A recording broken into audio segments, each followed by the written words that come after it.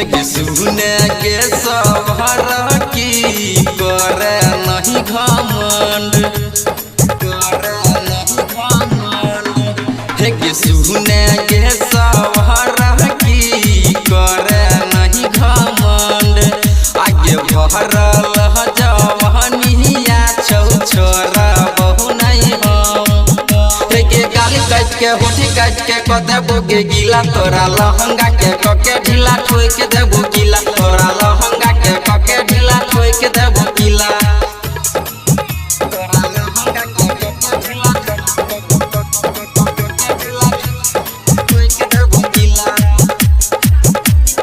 ठोइ के देबो गीला, तोरा लहंगा के कके ढीला ठोइ के देबो गीला, तोरा लहंगा के कके ढीला ठोइ के देबो।